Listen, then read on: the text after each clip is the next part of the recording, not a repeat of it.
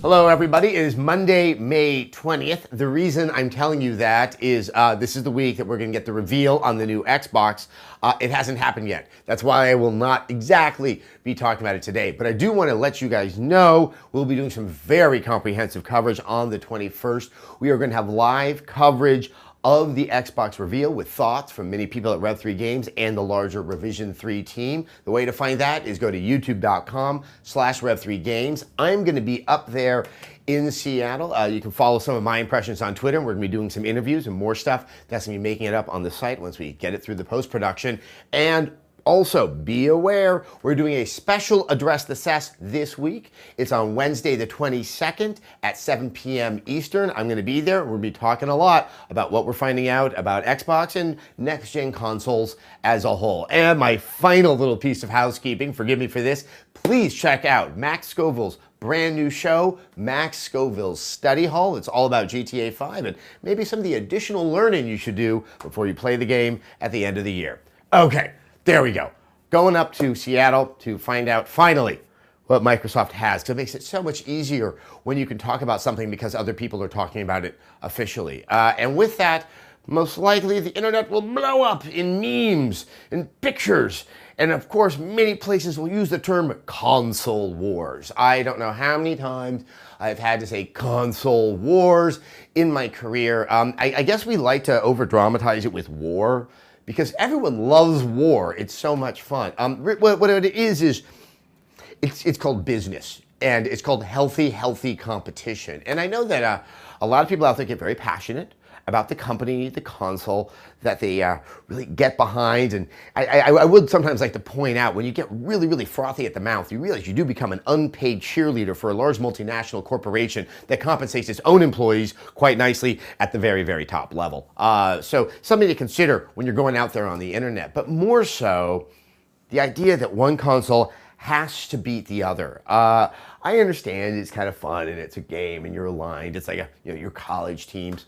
But is that what we really want? Do we want to see Microsoft crush Sony, or Sony crush Microsoft, or Nintendo rise like the Phoenix and set both of them on fire? I would say take a step back and consider what the consequences are when you don't have competition in the marketplace.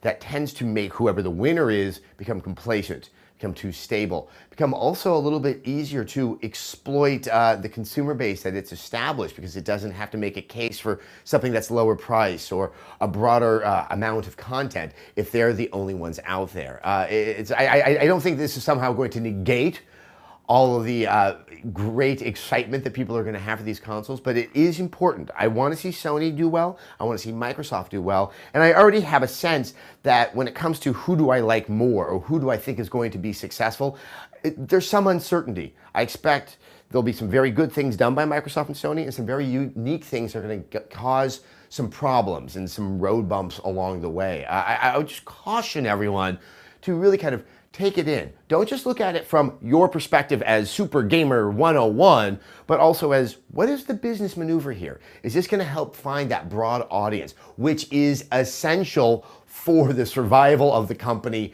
and the console? But at the same time, they can't eschew what that core base is. They're the early adopters. Those are the ones that are going to say, hey, I will pay for this console at its highest value, and they do need to have a case made to them. And it's typically, what is the software that's available? Really sit back, analyze it. We don't have to make up our minds about what we want to buy if you're only going to buy one of them until the end of the year. And there's so much more information to come, and we don't need to start getting on our haunches and arming ourselves and rushing into battle so early in the fray.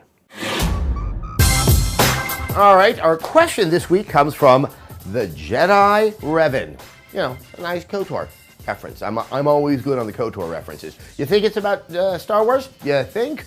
Hey, Adam, with the EA Disney Star Wars deal in place, do you believe we will see more polished Star Wars games in the line of Knights of the Old Republic, Battlefront 2, and Rogue Squadron, or will we see the forced flooding of the market with poor quality games like Masters of Terras Kasai or Star Wars Obi-Wan? Bravo for the Obi-Wan reference. Unfortunately, Mr. Revan, you've dated yourself as I do every time I get myself in front of a camera. I do expect more polished games. I know everyone has so many issues with EA but they do have a level of polish in the majority of their products that they put out, and there really is no reason to do a poor quality Star Wars product, because there was a period of time where the market was so saturated with Star Wars. And it got to the point where GameStop was actually telling LucasArts to stop putting out Star Wars games because it just didn't have that special ring to it.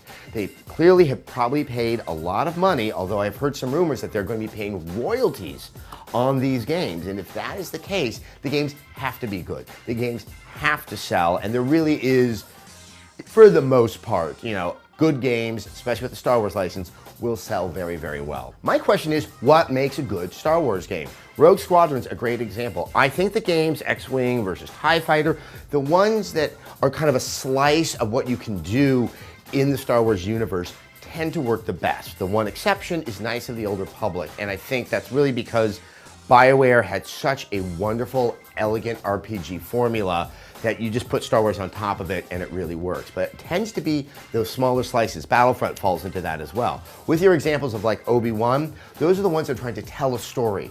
And now you're drawing a comparison to the existing Star Wars universe, which have good actors, well, once upon a time, had good actors playing the roles, and they have the depth of characterization that a movie can offer, and it doesn't really sort of win that comparison.